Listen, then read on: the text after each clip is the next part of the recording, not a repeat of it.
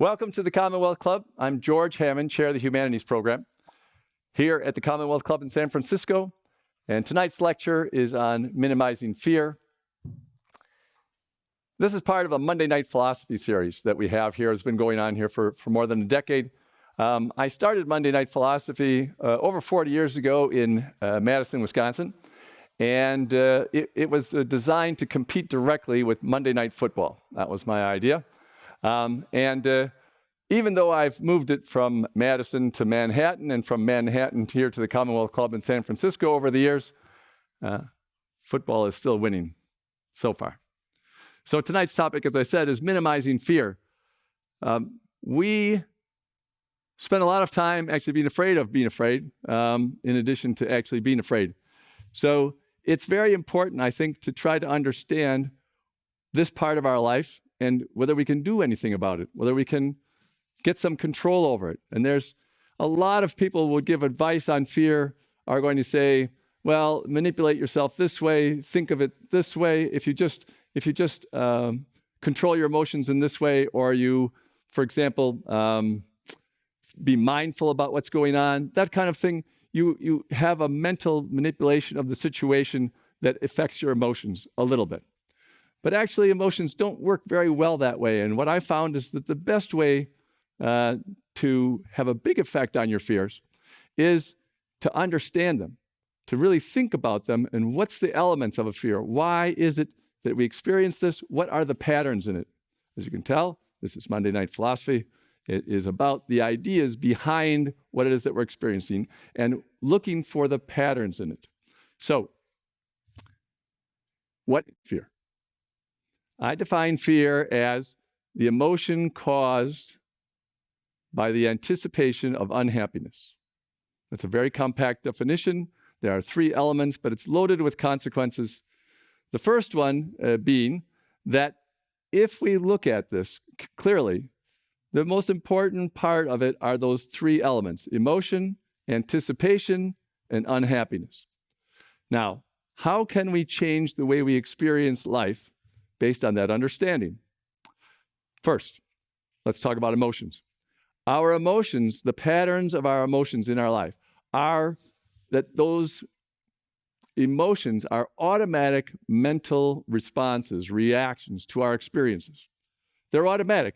If anyone says, stop loving this person, or stop being happy, or stop being afraid, or stop being unhappy, it doesn't work. You cannot just stop your emotions in their tracks and make them change. What you can do, though, is change the way you think about something, change another element of it. So although the first element of the three elements is emotion, we really can get a hold of that part of it and do something about it, even though lots of people, may say you can play some mind games about it and stuff like that, but it's not that effective. You're kind of fooling yourself. We do enough fooling of ourselves already. We really don't need to do any more if we're trying to understand things better. So let's leave that element on the side. It is an emotion. It's an automatic mental reaction we have. But let's look at the other two elements. One is anticipation. We anticipate. You have to anticipate that something is going to happen. In this case, unhappiness. So fear is not at the time that you're unhappy about what's happening. It's when you anticipate that something is going to happen that will make you unhappy. And therefore, that anticipation is a crucial part of what the emotion fear is all about. If you're actually in the event and things are not going your way, you're unhappy. You're not necessarily afraid that you're going to be unhappy. You're just unhappy. So that anticipation part, unconsciously, there have been different theories of how to deal with this. One that's a little bit more elaborate and kind of subtle is Stoicism, for example, from ancient Greece. You just develop a stoic attitude towards things. This will minimize your fears or bring them down a little bit, and that's true. But there's issues with that stoical approach, okay? Issues even greater with another approach, fatalism. So fatalism basically is saying, don't anticipate anything. You have no control over life whatsoever. You have no control, therefore you should just go with the flow, accept whatever the universe hands to you. Just believe that God is going to take care of you, or maybe your mother is going to take care of you, whatever, that allows you to just allow anything to happen. And therefore, without anticipating what's going to happen, you can't be afraid. Now, for most people, not everybody, but for most people, this is a cure that's worse than the disease. Because being fatalistic does another thing. It throws the baby out with the bathwater, because you get rid of all anticipation. It's not just your anticipation of unhappiness that goes away. It's also your anticipation of happiness. Now, the emotion caused by the anticipation of unhappiness is fear. But the emotion caused by the anticipation of happiness is passion. When people are passionate about what they're doing, passionate about their projects, passionate about the person that they love, that passion is because you're energized, you're made more active, more alert, more in order to enjoy the happiness that comes from what it is that you're passionate about. But it's also an anticipation. Fear also energizes people, which is, we'll talk about that a little bit later too. But the reason why it's not a total negative for most people is that it does energize you. So, but if you're fatalistic, the clear effect of being fatalistic is that you have very little energy to try to accomplish anything because you don't anticipate that anything is going to take place. So if we want to confront the issue about anticipation, fatalism will cure it, but it will cure it in a way that's worse than the disease of fear. And certainly we don't want to get rid of our passions.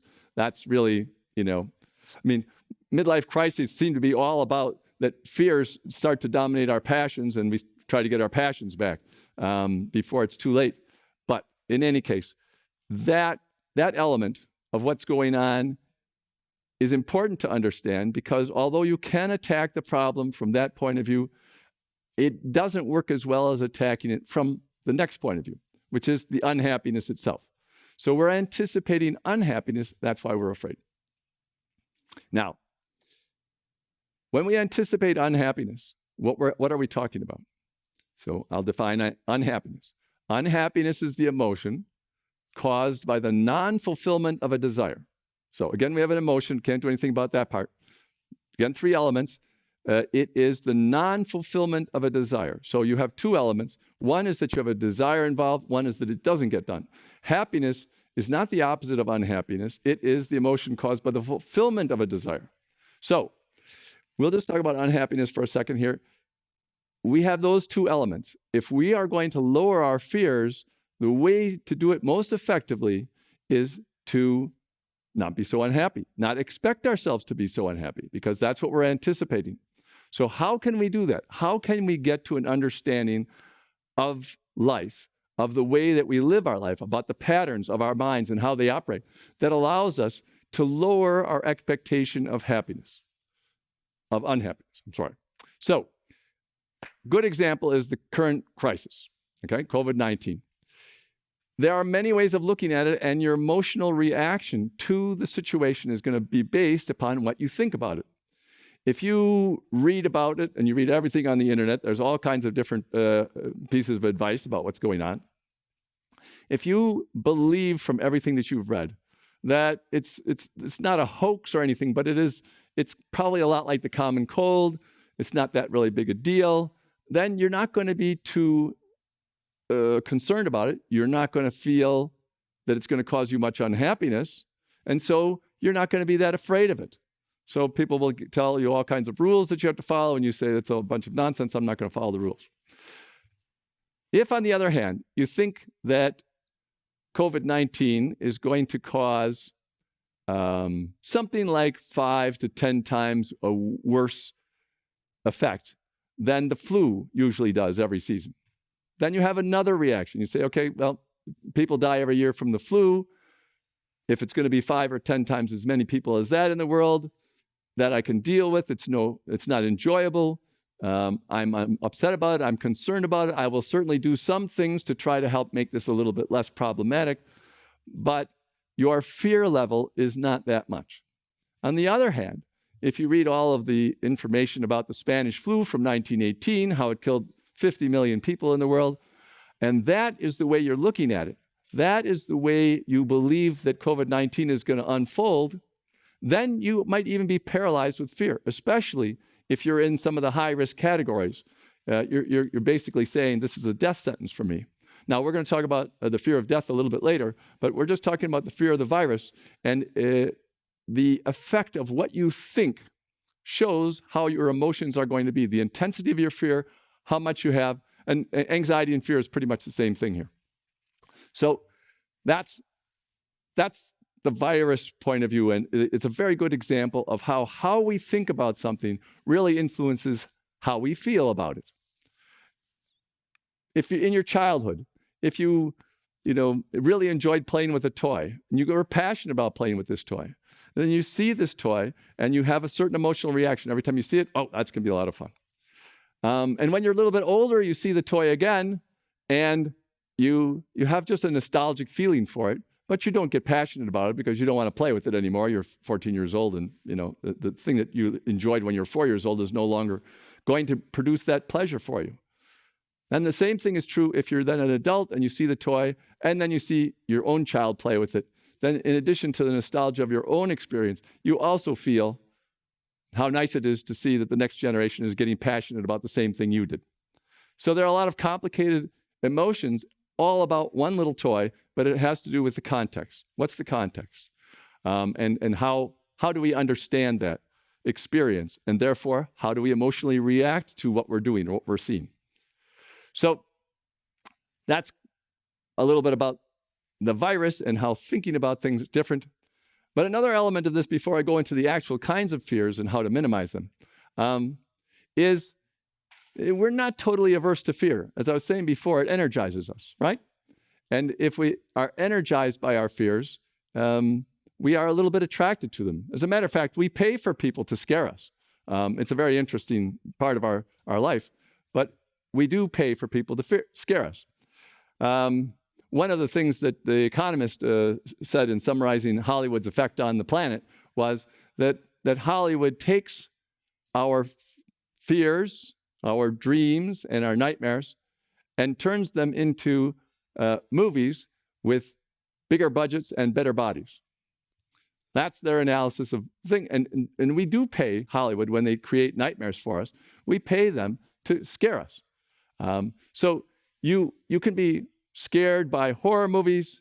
You can be scared by binge watching Stranger Things. You can be scared by bungee jumping.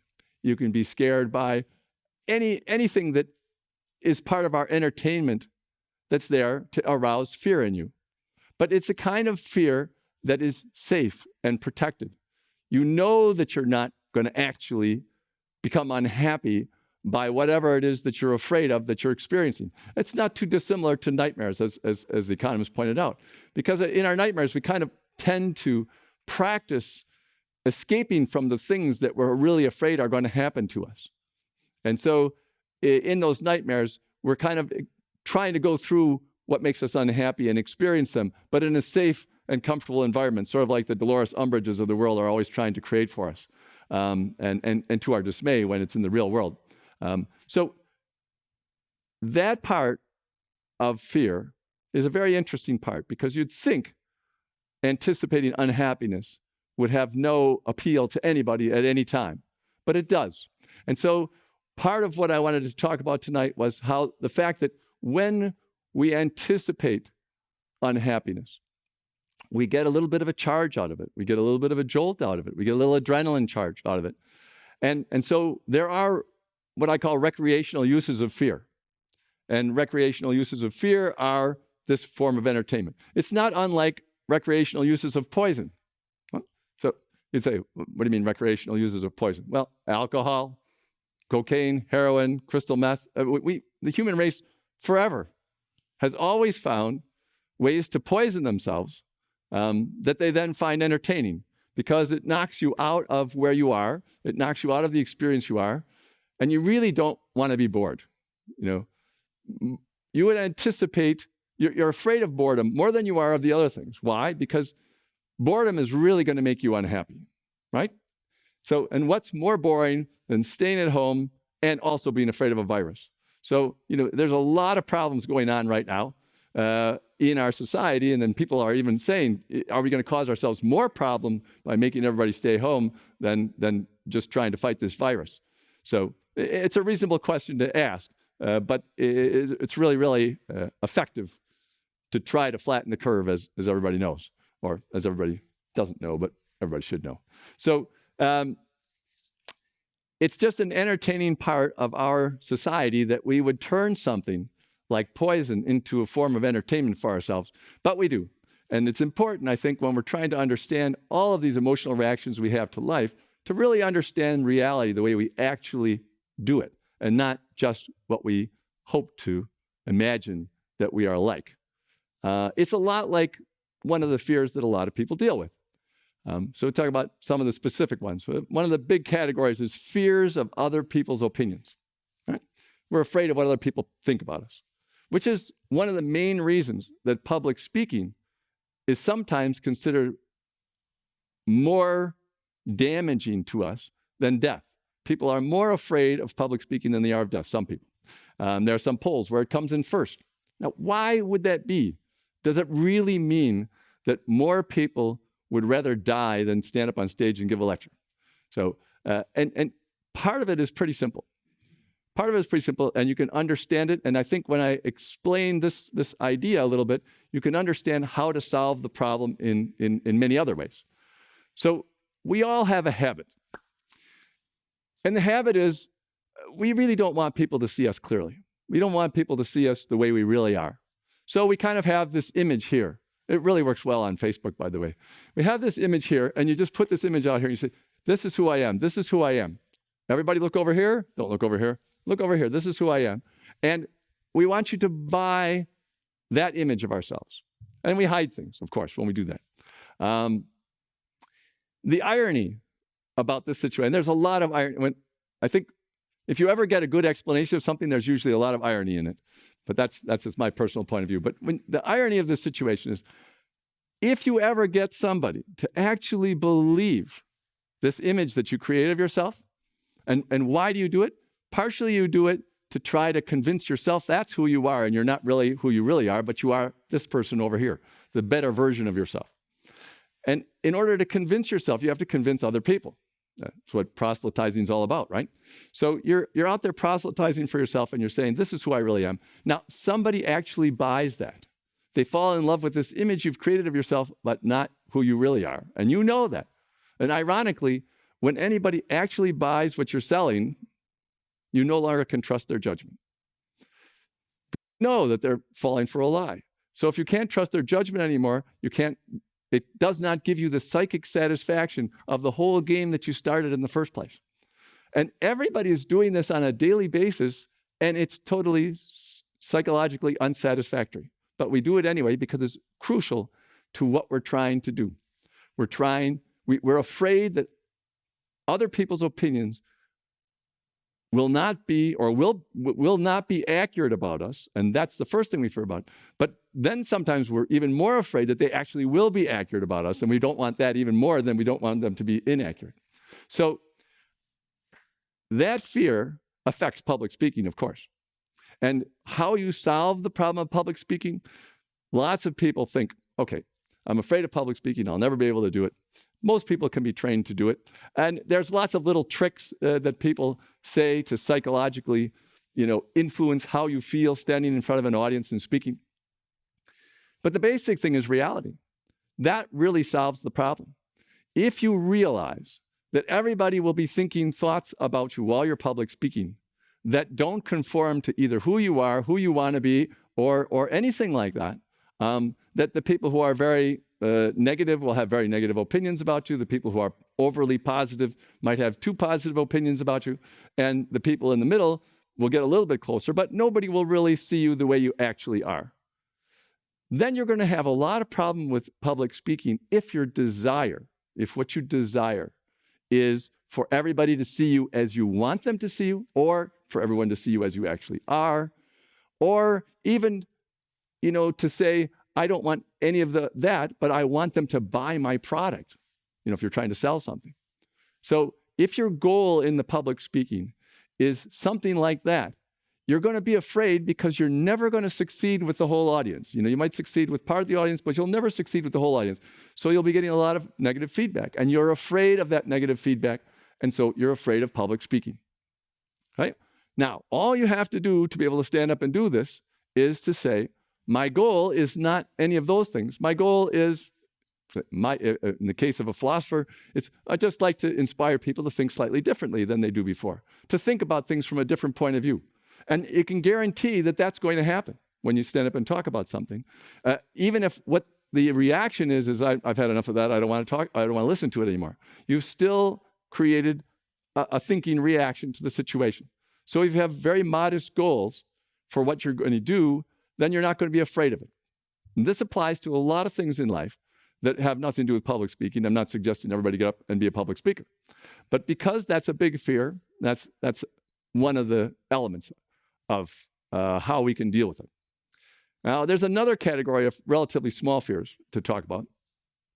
And those I call witchy thinking. A lot of us have habits of, well, they're kind of magical habits. It's basically magic. We think if we carry a rabbit's foot, that will hit a home run every time we need to. We think that if we think certain words over and over again before we go off into the public, somebody told us, be strong, be brave, and you sit there and go, be strong, be brave, you are great, and then you go out in public, that will actually help you.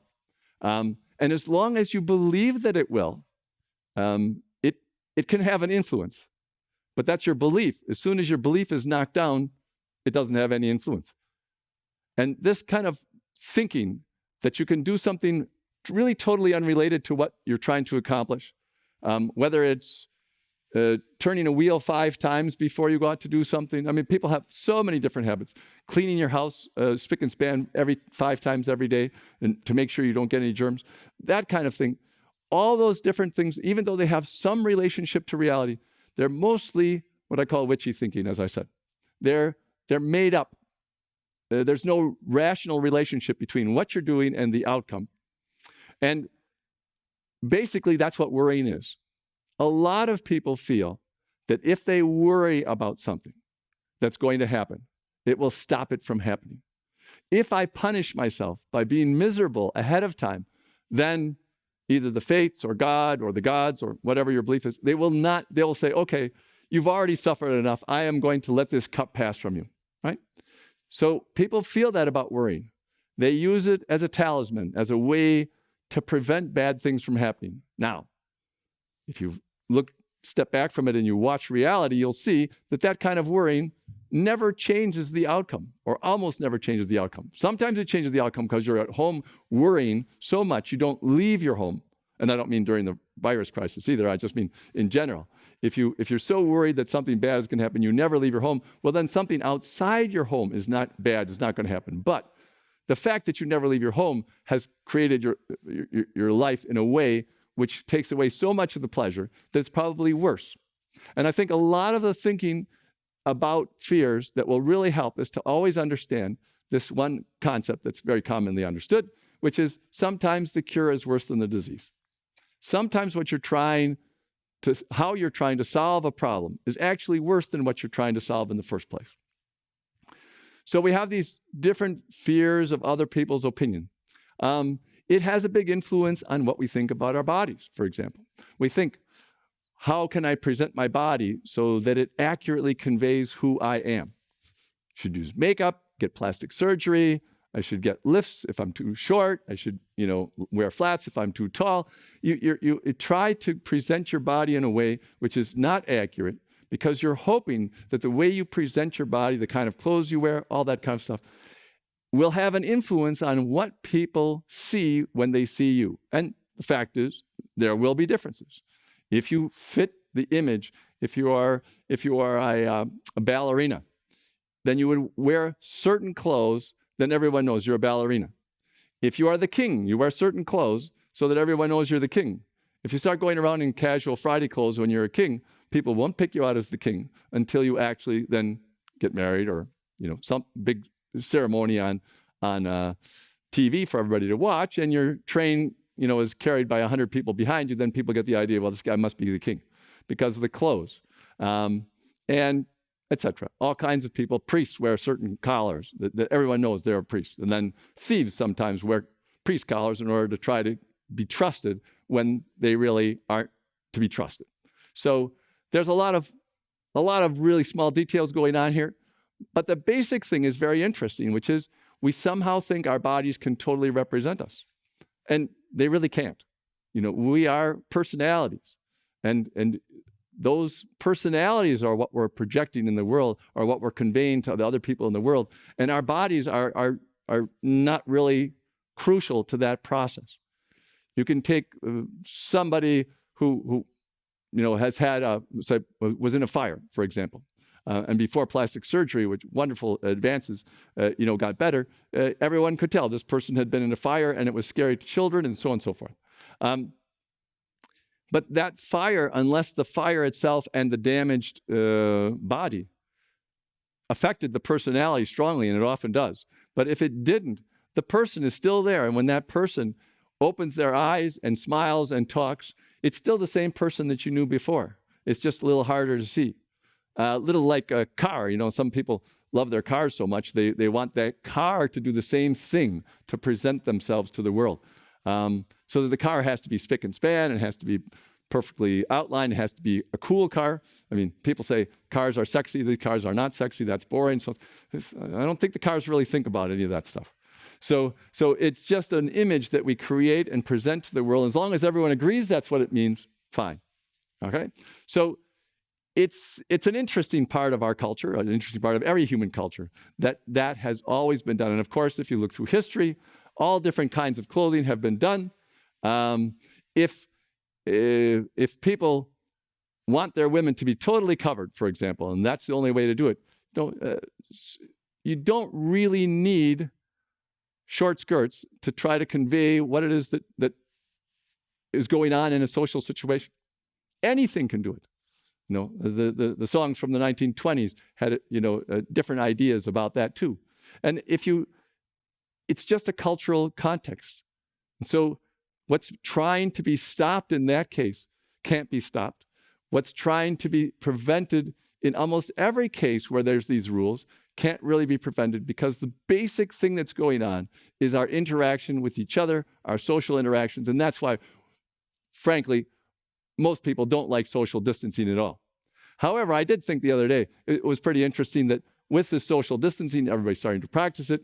It gives us maybe a better idea that back in the Middle Ages, when the plagues were giving everybody a hard time, that a very large portion of the population went to monasteries, moved out. That was social distancing at a long time ago. And maybe that idea was partially the reaction. Fortunately, the COVID-19 crisis does not seem to be enough to send us all to monasteries in a couple of years. Then we would all be afraid. You're right. So that's something about our fear of others' opinions and how to deal with those, how to bring them down. A little bit about witchy thinking. So let's talk about a big one. The fear of death. The fear of death obviously influences lots of people all the time. It's something people don't want to think about, they don't want to talk about. And one of the great ironies of that big fear in our lives is that there's absolutely no reason with this understanding to be afraid of death. Doesn't make any sense. I'm saying it's the emotion caused by your anticipation of unhappiness. So the crucial thing about unhappiness, to experience any unhappiness, you have to be there. Right? You have to be alive. You have to be there. Your mind has to be there. So there are really only two possibilities about death. One is that your body is where your mind comes from. That's it. And so when your body dies, you're not there. So if your body dies and you don't exist anymore, you cannot feel any unhappiness. You can't feel any happiness. You can't feel any experience at all. And so there's no reason to anticipate that you're going to be unhappy when you're dead. Because what you should be anticipating is that you will have no emotions whatsoever, and so it's irrelevant. Okay? And so there's really no reason to be afraid of death. Now, on the other hand, what's the other possibility? The other possibility is that you actually still do exist, that your mind and your body are not the same thing, and so your mind still exists. Now, if you're afraid of that, It's because of whatever your belief system is about what's supposed to happen after that time. And we'll talk a little bit more about that in a little while. But basically, if you like your personality and you still exist after you die, you should be fine. There's nothing to worry about. There's no reason to anticipate any more unhappiness than just before that. So the anticipation that death is going to cause unhappiness does not make any sense, even though it's one of our biggest fears. Now, there are other things involved here. For example, what I just said about that you continue to exist, you might be afraid of your continued existence. Right? Certainly, a lot of people who want to commit suicide would not like to find out that after they commit suicide, they still exist. That would make them unhappy, right? And so it's very important, I think, for us to understand this as clearly as we can, because if we minimize our fears about it, you can't get rid of them altogether. But if we realize that there is no point in anticipating unhappiness when it's not going to be experienced, then we can deal with other fears. For example, the fear of the process of dying, which is uncomfortable, the fear of losing your loved ones, other people's deaths. Those are all, going to cause unhappiness. But our own personal death itself shouldn't cause any unhappiness at all. And so we can set that aside. It's more easy for us then to deal with other fears. So that's just a very simple version of how you can overcome the fear of death just by thinking about it clearly with that analysis of why we're afraid. So let's talk about another big issue, which relates to the fear of continued existence. We've been scaring ourselves silly for thousands of years about the Dark Lord, Satan, Lord Voldemort, Sauron. We have this idea, and it goes back to Zoroastrianism and even much further back than that. But Zoroastrianism, which predates at least the Jewish Babylonian captivity in the Iranian area, what was then Persia, that idea was that there were two equal gods. One was bad and one was good. And they were in an eternal fight together, and you pick sides. Not unlike at all, and I'm sure George Lucas knew this, not unlike at all Star Wars with the Force, and there's the dark side of the Force, and then there's the Force. Which side do you join?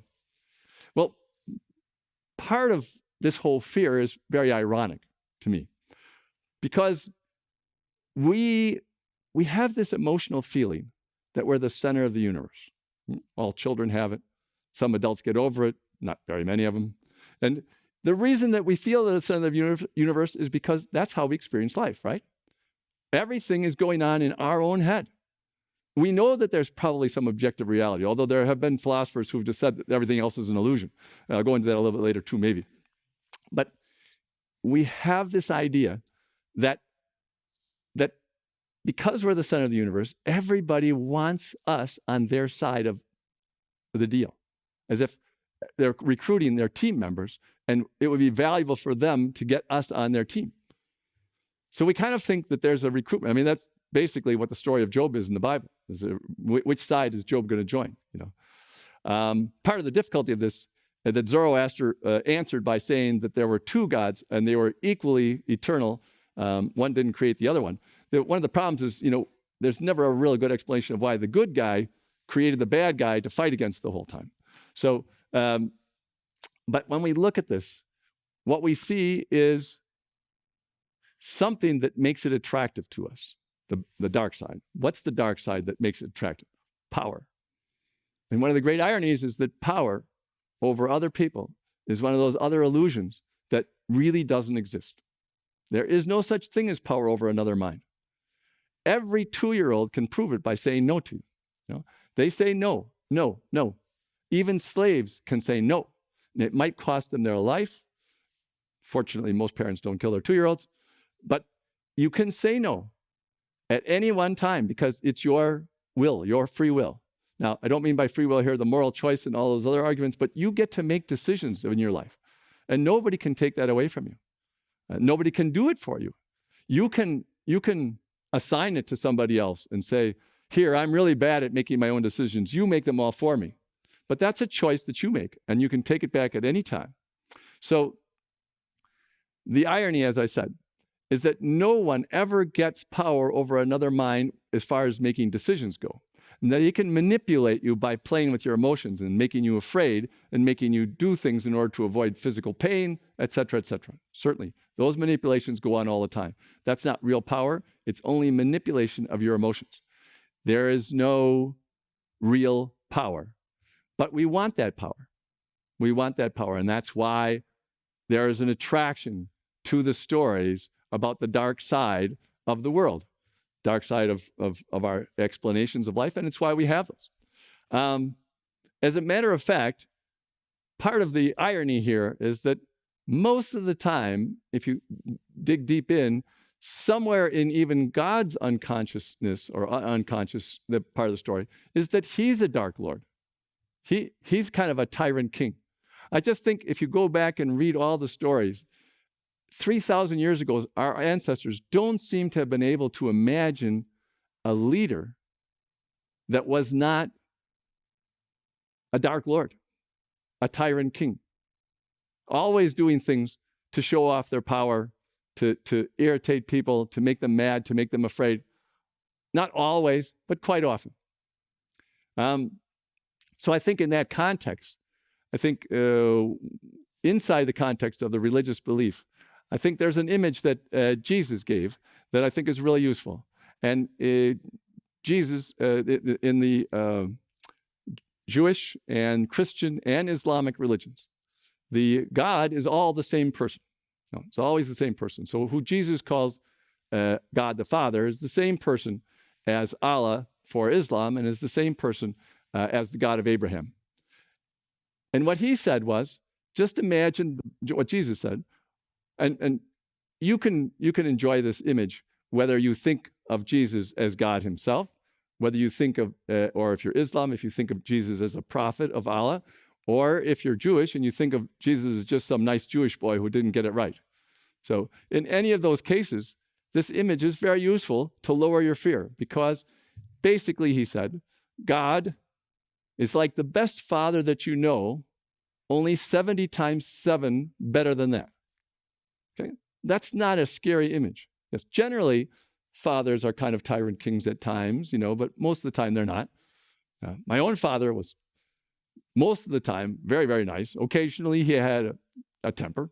He had 12 children. That's a pretty good circumstance to lose your temper some of the time. And when he did lose his temper, he would say to us, he'd say, come down on Saturday morning, having been woken up by rambunctious kids running all over the living room, and say, if you don't stop this, I'm going to make your bottom as red as the sunset. No, that was one of his threats. Not too severe, but certainly we tried to avoid it. But unfortunately for him, he didn't realize that in the 1950s, we all played cowboys and Indians all the time, and one of his threats was, if you don't stop doing that, I'm going to send you back to the reservation. It's obviously a very politically incorrect thing to say, but at the time, it didn't work at all as a threat because, as far as boys were concerned, going back to the reservation sounded like a really good deal. So it was a threat that actually was a reward. It's a very important part of the way I think about things, is to understand that. Because a lot of threats can be understood to be rewards, and a lot of rewards are actually threats. If you're told that you have to sing hymns for eternity as your reward, you're not going to try too hard to get there if you don't like singing hymns. If you like singing hymns, great, you're going to try hard. So other people's imagination of what a heaven is really problematic if it doesn't affect your own desires towards something. And therefore, you're afraid whether you think you're going to get there or not get there. So I think within the context of all of these stories and explanations that have come down to us for thousands of years from our ancestors, I think that we should look at it in the context of understanding what motivated them, how they understood their situation, how they talked about it, and what's implied by the stories that they told. Because that has a big effect on what we take from it now. And that's one of the reasons why I say that you can send a man to hell, but you can't make him suffer. You can put somebody into a very difficult position, but you cannot make him suffer unless he accepts the terms of the game.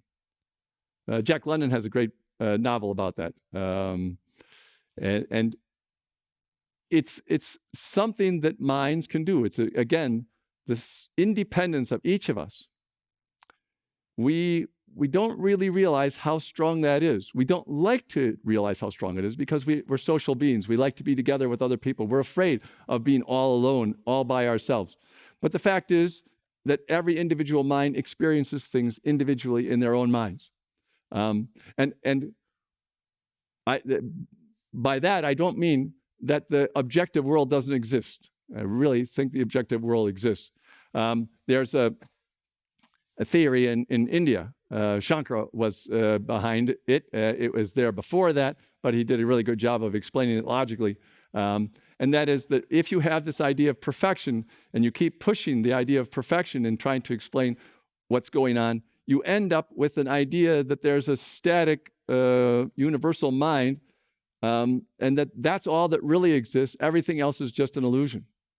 But the problem with that theory is that it doesn't explain why the illusion is being experienced. It doesn't explain why our minds individually are experiencing an illusion if that's an illusion itself. Unless you say that universal mind, that oneness that lots of people talk about, unless you say that oneness has an extremely severe case of multiple personality disorder. And that's really the only way that you can explain that idea rationally. Now, our pursuit of perfection blinds us to those ideas because almost every idea, is like a two-sided coin. You don't look at the other side because it doesn't look good. So by not having a clear conceptual framework for what we're doing, I mean, we really are in this alone, but we're all working together. And by not having a clear conceptual framework, we really don't know how to play the game. And we've been doing a good job for the last couple thousand years trying to figure out pieces of it. But let me give you an analogy for, I think, what we're up to and why I feel the way I do about these ancient explanations. One analogy would be baseball. If you didn't know the rules of baseball and you were out watching games and you were trying to deduce the rules of baseball, how many baseball games would you have to go to in order to figure out what the rules of baseball were? Thousands of games if you were a very good, analyst. I mean, it wouldn't take too long to come up with 3 strikes and you're out, 4 balls, you get to go to first base. But to put all the different details together, all the different positions, all the different roles that people play, and get all the rules down, it could take thousands of games. And even then, you wouldn't know what the infield fly rule was. The infield fly rule happens so rarely that just every couple thousand games, it happens.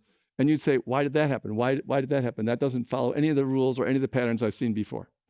So I think in analyzing our lives, there's lots of infield fly rules we may never figure out. But it's like trying to figure out a puzzle. The universe is like a puzzle with decillions of pieces, a jigsaw puzzle with decillions of pieces, and they're all in motion. And how are we ever going to solve that problem? By the time we get a little piece over here done, it's moving over here and we're not going to get it. So that puzzle of the whole universe is impossible for one mind to do, and that's what lots of people say. But there is another puzzle, and that puzzle is not moving. And that puzzle is the ideas, the patterns in what everybody does. Like in terms of physics, it's the rule of the law of gravity, the laws of motion from Newton, those kind of things. They don't ever change, or even pi. Pi is exactly the relationship between the diameter and the circumference of a circle. It's theoretical. We want a precise answer to that question, and we never get it. It's 3.14159, keep going on, and there is no end to it. But we can calculate it precisely enough to be able to make calculations that are practical all the time. And that's why I like that image of pi inside of a circle for really clear philosophical ideas, where it's backed up by math, but math did not lead the way. And I think it's hard for math to lead the way. It's a very good way to prove something, But leading the way is problematic. For example, in the case of pi, if you had no idea that there was a concept like pi, and you were dealing with circles and diameters all the time and trying to calculate them for different practical reasons in your agriculture, you might begin to say, oh, there's some kind of number here that seems to be almost always the same.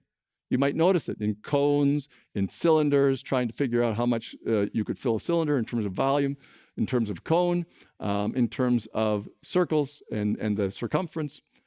But if you could measure the circumferences and the diameter and see that relationship showing up all the time, there's a number about 3.142. There's a number about 3.14. There's a number about 3.1415.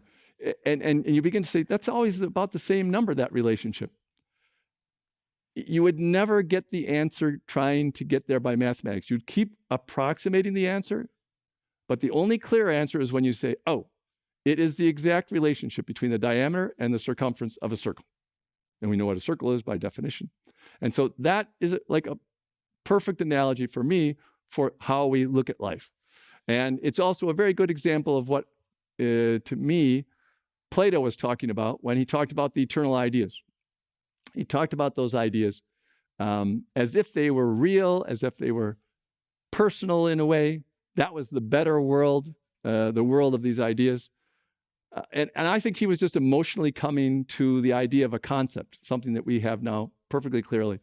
This concept in pi of the relationship between the diameter and the circumference of a circle is a perfect example of a concept that's perfectly clear.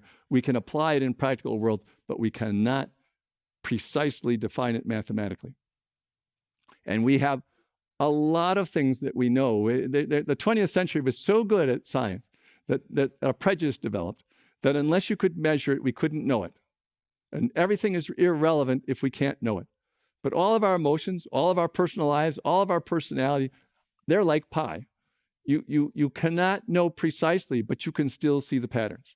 And it's extremely useful to see the patterns, as I've given several of them already today. But there are plenty more, and there's not that many patterns. So my analogy for the patterns in life throughout the whole universe would be like about a 10,000 piece jigsaw puzzle instead of a decillion piece that's always moving.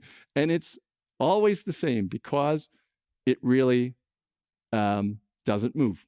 It doesn't get influenced by the changes. It's what stays the same. And that's a really good definition for eternity, by the way. And that is anything that's uninfluenced by the process of change, by the continuum of change. But to go to that puzzle, imagine that puzzle was like a Swiss Alps valley with a lake in the middle and mountains around it and a little town along the side and a little forest. And it was a perfectly sunny day, and there was perfect reflection in the lake of the mountains and the sky and the town. And that's what it looks like. That's what life looks like. That's why I think Shankara thought that the whole thing was an illusion, because he focused on the part that was an illusion. Lots of things in life are an illusion. They don't look the way they really are. We think that the stars are close to us, and then we figure out they're really, really far away. We misunderstand distances. Everyone thought the earth was flat for a while. People understood from ancient Greece on, most people that were educated, that it wasn't flat, that it was a sphere. But that was because ancient Greeks figured out that there are anomalies that show that it probably is a sphere that we're on and not flat. Even though most of the evidence, 97% of the evidence is that it was flat, but experientially, but mathematically, and shadows at noon, et cetera, show that this is probably a sphere that we're on, besides the fact that eclipses sort of gave it away as well. So once we figure out those anomalies and can figure out a clear idea, we can get a clear conception of what's going on. Now, what does that have to do with fear? We can minimize fear by understanding things much, much clearer than we do. And that's really the crucial part of this understanding. It's not, if for example, you're very, very smart. Take Buddha, Jesus, a bunch of artists, Plato, the people who've been thinking about all these things. One of the things that helped me try to figure out what the patterns were was when I was in my 20s working on this. I thought of human personality as a bell curve distribution. So there's a bell curve distribution. At one end are the psychopaths and the sociopaths. In the middle is almost everybody, and at this end are Jesus and Buddha and etc. The people who were always trying to help us out, basically, and come up with better ideas. The great irony that I saw in this distribution was that the psychopaths and the sociopaths had the best opinion of the human race. They looked at the human race and they looked from here and saw everybody and they said, these people are too naive, they're too good to be true, it's very easy to take advantage of them. They don't know that it's a dog-eat-dog world, so they're lost. But they're very nice, but they're lost as a result because the world is a dog-eat-dog world. That's their perception. If you ask somebody in the middle, what do you think of the human race? Oh, everybody's all right. Everyone's got weaknesses, but everybody's kind of all right, And if you ask anybody at this end, what is it that you think about the human race? They all say, well, they need 10 commandments. They need a 10-step program. They need a 12-step program. They need, to get interested in ideas. They need to live differently than they do. Here's a utopia for them, that kind of thing. And the irony for me is what I call the imagination's horizon.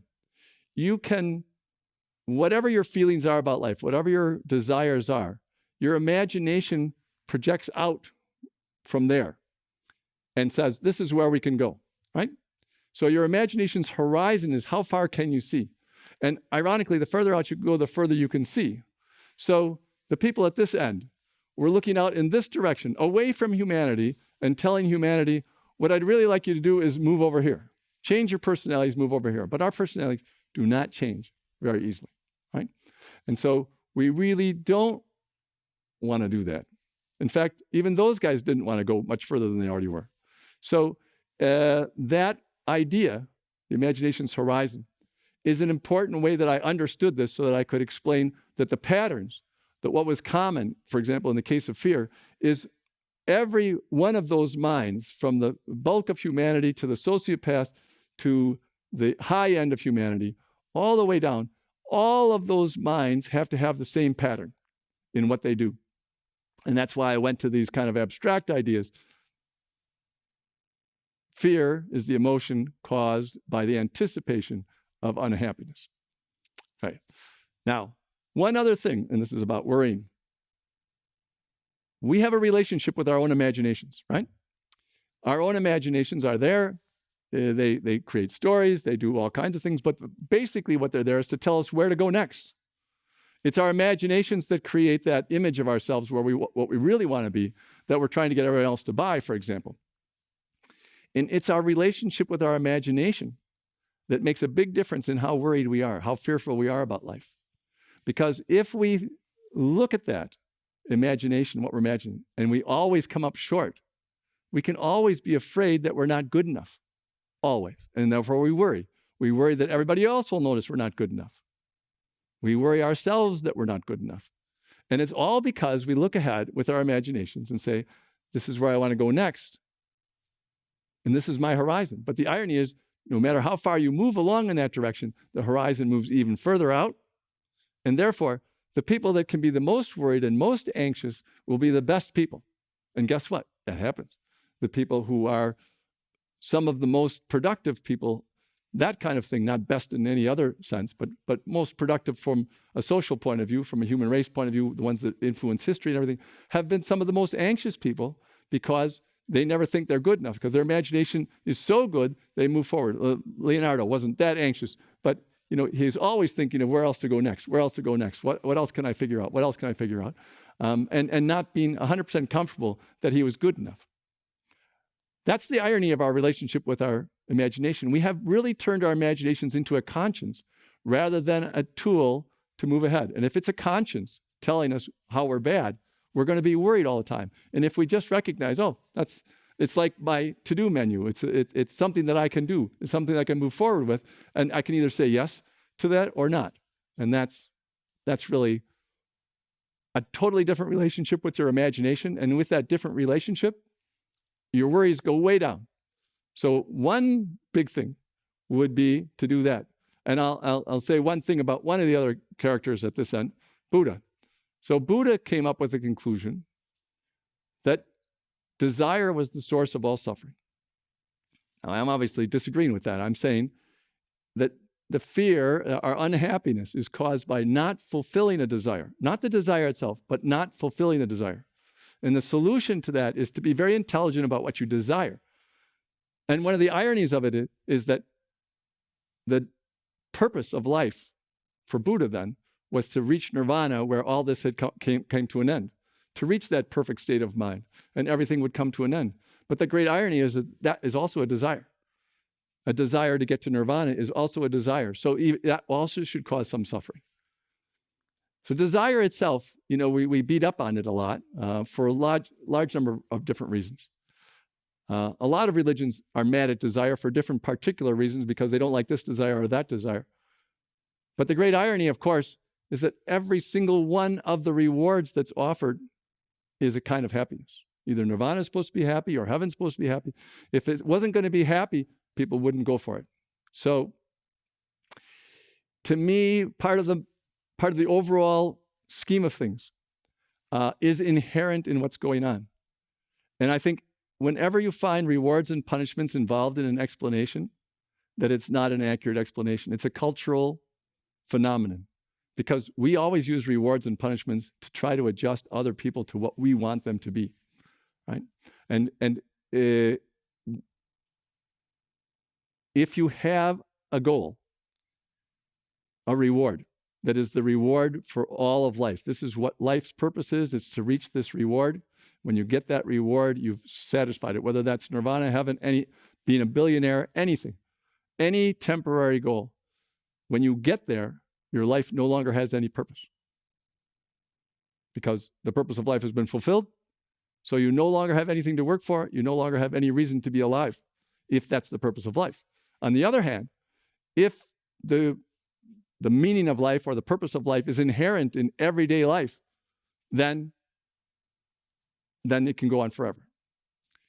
One generation after another, nobody will ever satisfy that goal because it's inherent in the way we express it. And that inherent thing is our pursuit of happiness, our avoidance of suffering, our avoidance of pain and unhappiness. And that's why we have developed these emotions, passion and fear, that are there telling us that what we're doing is anticipating either happiness or unhappiness. So I hope that those few observations will help you in your own avoidance of pain and avoidance of fear and minimizing your fears and maybe a little bit of happiness. And now I'm going to take a couple of questions. So since we're doing this all virtually, I'm just going to go over and get the questions.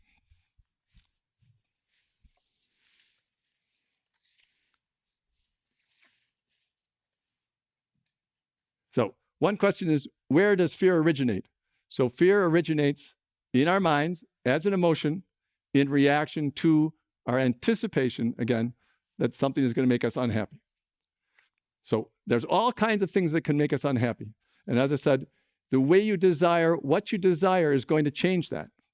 It's going to change how many things can make you unhappy, how many things you can anticipate will make you unhappy. Here's another question. Who was your favorite teacher at St. Joe's? Oops. This must be from one of my high school classmates in Wisconsin. Let's see, my favorite teacher at St. Joe's. Probably my math teacher, Sister Quintilis, Sister Cecilia. Although there was another teacher, a brand new teacher, Marianne Brandt, who taught us world religions my sophomore year. And she covered it all very well. She was very young. She was probably only 21 or 22 when she taught us. And at the end of the year, I asked her, I said, if what you said about Hinduism and Islam and everything is true, why do you still stay a Catholic? And she had a very honest answer. She said, I was born a Catholic, so I'm staying. If I was born a Hindu, I'd probably be a Hindu. And I think that's the answer almost everybody has about this.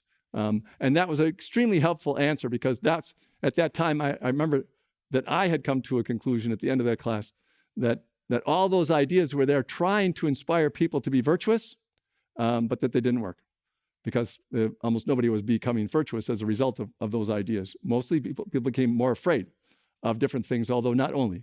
And certainly some virtue was created by these ideas. You could say maybe they were 80% effective, but the underlying fears that are our ancient fears got in the way. So one of my conclusions about that was that, maybe 10 years later than that, was that religions sort of hold within them our noblest ideals, but they're encrusted with our most ancient fears. And it'd be great if we could unload those fears. That's why I use the lightning picture, because that's one of our ancient fears. If you like the ancient Greeks so much, why are you wearing a suit instead of a toga? All right, well, I'm not fully recovered from having been a lawyer. And besides, John Belushi ruined everybody's idea about togas. And what about the fear we may have about the impact that our death may have on loved ones? The fear of the pain others may experience or feel. Very good question. Absolutely true. We are afraid of both our loved ones dying before we do. We worry about dying young. We worry about dying old. We worry about dying first. We worry about dying last. We worry about all the different relationships because one thing that's common to almost all cultures is that every culture cherishes your group of loved ones. And there's lots of different ways of doing that. Lots of cultures say there's only one way of doing it, but since they all have different rules about it, in the end, in this multicultural world that we live in, we have opened up all kinds of ways. It's friendship on a deep level is what it is. And it's really, really one of the most important things in our lives, of course. So how can you avoid the fear? Well, you can think about it. You can say, in what way do I anticipate this is going to make me unhappy? Well, of course, it's going to make you unhappy that the person you love is gone. But the fear you have ahead of time is going to slightly ruin the happiness that you have at the time you're with the person. So you can kind of tamp it down a little bit by saying, I should be happy until it happens, and then I'll be sad. Right? It's impossible to get your desires in a way that you can enjoy friendship and still not be unhappy when they come to an end. It doesn't work. But I think this is another thing from Harry Potter, one of the themes. If you don't figure out that pursuing power instead of pursuing friendship is the way to be happy, you've missed something really big in life. Because one, power is a delusion. Two, friendship is not a delusion. Friendship is and there's no perfect friendships, but friendship is the thing that makes our individual lives, even though we still think of ourselves as the center of the universe, much more enjoyable, much more lighthearted. So that's one way of dealing with it. Another way, your specific question about the impact your death is going to have on the loved ones. Well, you cannot prevent your death. I mean, you can be healthy. You can try to be healthier and therefore try to live longer that way. That's one thing. From a financial point of view, you can get life insurance to calm down how that impact is going to be too. But that's not the fundamental part of this, and that only takes care of small parts of it. In a way, you're saying that your loved one can't live without you. And I think it's really, really useful to realize that that's just not true. We feel that we want to be indispensable in life in lots of different ways with lots of other people. But the reality is that we're only indispensable to ourselves. Nobody else can jump into our mind and make our decisions. It just doesn't happen. And so we're indispensable to ourselves, but we can be very valuable to other people. Right?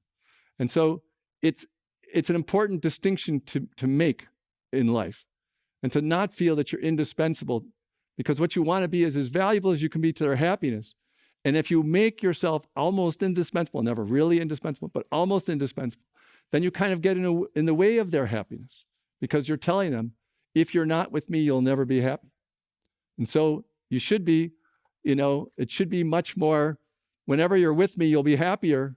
And when you're not with me, you'll still be able to be happy. And I know that you'll be sad, and I'll be sad if you leave first. But that this should not overwhelm the pursuit of happiness, regardless of whether we no longer exist or whether we do exist. I mean, that's a totally another question. When I go back to that puzzle that I was saying about the Swiss lake, if we just focus on the town, we can figure out that's like our personalities. We can figure out what the patterns in our personality are, regardless of whether we get the rest of the picture clear. You can get pieces of a puzzle clear first. And I think the puzzle about the patterns in our personality is one of the easier pieces of that puzzle to get in place. And it doesn't even matter whether the illusion is there or whether the sky is real or whether the mountains are real and whether the forest is part of our lives or not part of our lives. As long as we understand that town, we've got 95% of what we need in life to be happy. So thinking about it slightly differently and not wanting to be the only thing that can make a person happy, to be indispensable to them, helps, because you really don't, I mean, we kind of want that, obviously, but is it wise for us to want it? No. We should just, and it doesn't mean you have to get rid of it, you just tone it down a little bit. Many books, articles, lectures on improving your handling of fear use the superlative eliminate fear. You choose minimize, yes, because fear is like prostitution. You can never get rid of it. And if you try to get rid of it, you cause a bigger problem. You have a cure that's worse than the disease. The closest that's ever been gotten, that I can tell anyway, to eliminating prostitution was under communist Chinese rule. They really, really tamped down on it a lot. And what did it do?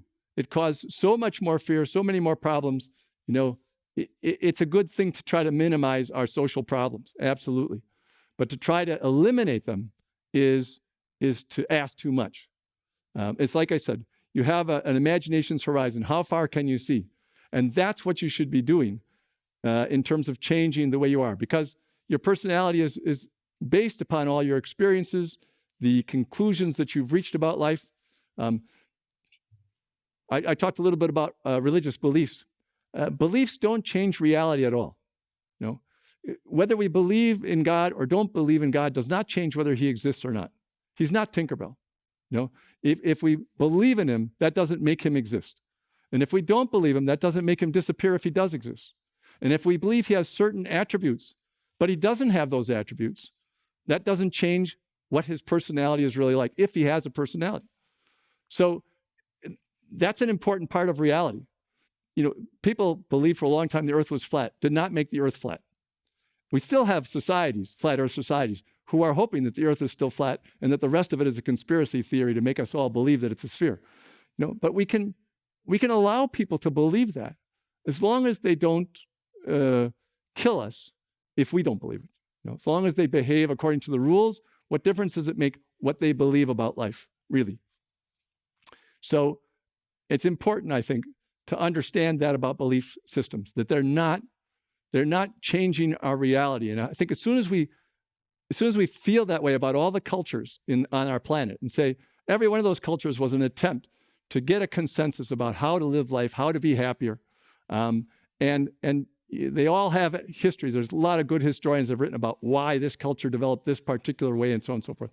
As long as we agree on certain basics, we can get along. And I think that's one of the great things about the experiment in America for the last couple hundred years. It's proven we can do a little bit better than before. We're not doing perfectly, but we're doing better. Here's a question from New York. Even after many decades, I still wake up from nightmares that I will never get to use my ATR credits. How do I minimize that fear? First, life is just not fair. And financially, it's really not fair. So we'll all be cheated in life. That's the way it is. We'll all be cheated at some point or another financially. And the way to deal with it is, there's all kinds of ways to deal with it. The way I dealt with that is very simple. I lived in New York and in the 80s and early 90s. And I got robbed at least 15, 20 times, something like that. So I developed a way of dealing with that. For those of you who are old enough, you remember the cartoon show Rocky and Bullwinkle. In the cartoon show Rocky and Bullwinkle, there's the bad guy was Boris Badenov, which is a nice joke off of Boris Godunov, a Russian guy. So Boris Badenov. And what did he do? He went back and forth carrying a sign saying, unfair to Local 13, and then he flipped it over, and it said, Villains, Thieves, and Scoundrels Union. So I think as long as you're living with human beings, you can assume that a certain percentage are villains, thieves, and scoundrels. And if in your annual budget you say 5% of my money and goods. I'll probably go to villains, thieves, and scoundrels, and I won't get upset until at least 5% is gone this year. You'll be able to deal with it because it'll happen. And I suppose that's how the birds deal with blue jays too, coming in and stealing from them. But obviously, that doesn't change the idea that we're really attached to our objects that get stolen. But if you can deal with it in some kind of visual way, and I think the same thing true with any other financial fraud, including the one that you mentioned. And let's see. Oh, are there any silver linings in this virus crisis? I think there's lots of silver linings in the virus crisis. I'll just mention two. One is realizing that the economy is not as important as our lives, that we're willing to sacrifice the economy for our lives. I mean, people used to build bridges and so on and allow a certain amount of people to die. The Great Wall of China was built at the cost, and the canal there, at the cost of millions of lives, and societies have been built at many times at the cost of millions of lives. The pyramids, I'm sure, cost lives. So we're getting someplace by saying that and I think it's because we're rich. But as we get richer and richer, each individual life becomes more important. I think that's a great thing, and this is a nice dry run for that. The second thing that I think would be useful is that there might be a little less xenophobia, which is another form of fear of the other cultures. Because now, we like in America to think we're number one and that we're on top of everything all the time and we're the best, et cetera, et cetera. But other cultures feel the same way. And it's, I think, very valuable in the current crisis to see that there are dozens of labs all over the world working on the vaccine for the virus and for medicines for this virus. And we are going to have a much better situation having dozens of different solutions to be tested against each other and see which one works the best before we use it. And so we're very happy that this knowledge is spread everywhere. And nobody will mind using the best vaccine if the best vaccine was invented in Africa or in South America or in Australia or New Zealand or China or Japan. Nobody will mind. It's whatever is the best. And that's one of the great advantages of having science continually growing. It's never going to probably be the biggest part of any society, but the more we have that, the better off we are. And one last question here. Well, this one's from Paris. Georges, I am not afraid of dying. I'm just afraid of getting old. How do you minimize that fear? Okay, so that's good. If you are afraid of getting old, you just have to think of what the alternative is. Okay? See, anticipating that you're going to get old is an important part of the process because it really has to do with your desires. What makes you unhappy? Because you're anticipating unhappiness. If you're going to say, I still want all my desires to be the same as they were when I was 20, you're going to be very upset. But the whole purpose of desire is to produce happiness for you. So if you change your desires, you will change what makes you happy because you're basing it on why you have desires. So as you get older, you change your desires. And that should help you be happier. So I hope that was a little helpful. Thank you very much for listening. So ends another event at the Commonwealth Club in its 118th year of enlightened discussion.